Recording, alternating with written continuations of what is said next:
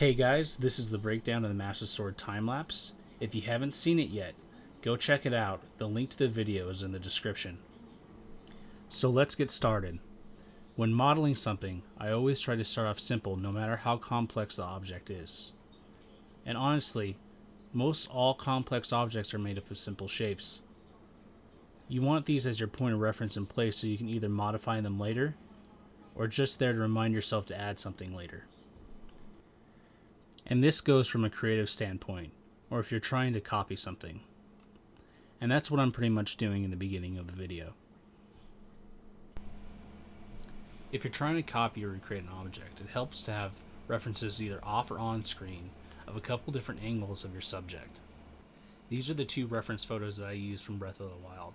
Now I didn't need very many photos, but I needed better pictures of the hilt. I'm fairly familiar with the sword, so most of it I can do from memory. Also keep in mind your model needs to look good from all angles, not just one, so always keep looking around your object or have multiple viewports of the 3D view open of different angles. This will help you keep your model proportionate. Some of the difficulties I had while modeling this was the sword's edge, the moon on the hilt, and the grip. So the grip. The grip should have been almost done immediately. I was stuck on using a ray on a curve for some reason. I don't know why I wanted to do that so much. When basically all I had to do was take a vertice, screw it, and then extrude up after I got the right size I wanted. This one should have been much faster, but I left this in to show the process of me actually working through in my own mind. But this is just a result of me modeling after going to work and coming home at the end of my day. This was just should have been faster, but I left that in the time lapse so you can see me trying to work through the creative process. So taking a step back and analyzing how we did the grip. All we have to do is get one vertex from any shape and make sure that's the only vertex. Apply a screw modifier, the screw being the stretch and the iterations how many times you want to repeat. Apply that, go back into edit mode, hit A to select all the vertexes and edges, and hit E to extrude it upwards. And now you have a nice piece of cloth that can wrap around your handle. Now if you only want a single wrapping like that, then you're done. But if you want a double up handle like the Master Sword has, all you have to do is get out edit mode, apply a mirror, make sure merge is toggled off, hit apply, go back into edit mode, select any vertex, hit Control L, and that will select all the linked vertices, edges, and meshes to that one. And all you have to do is slide it up, and then you have your doubled up wrapping for your handle. And that's it. That's all you have to do to make a handle.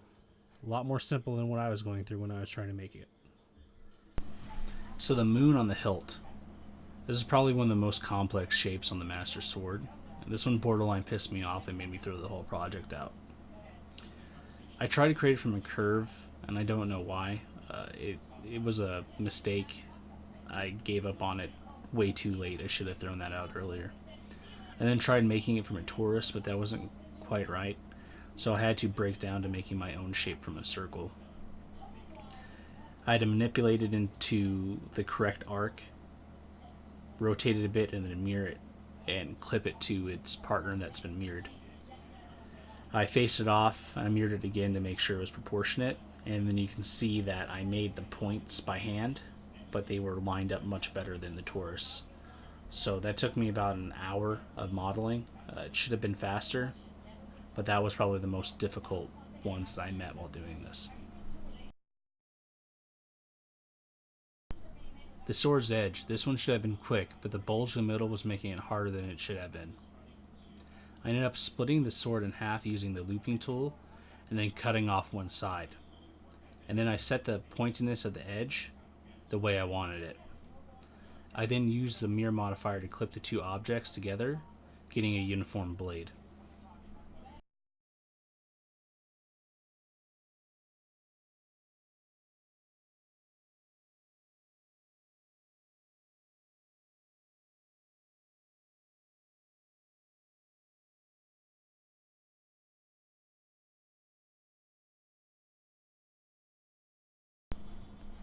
So let's talk about the wings on the Master Sword that come off the hilt.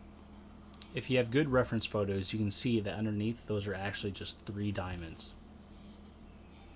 These can be created in Blender very easily by making a square, editing it, make sure there's no face on it, and while still in edit mode, duplicating it down twice, scaling them accordingly, and then converting that whole mesh or edges into a curve.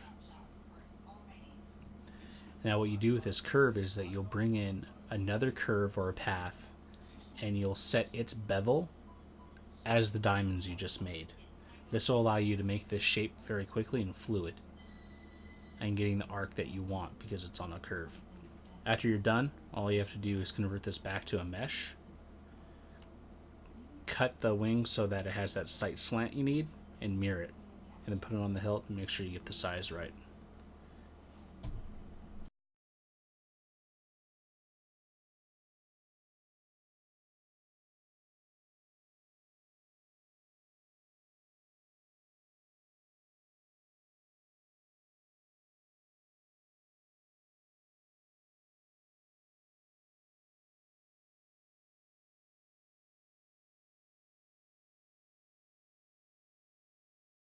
So that's it for the breakdown.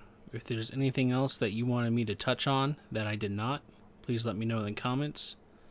You hated it or liked it, you know what to do. Thanks for watching.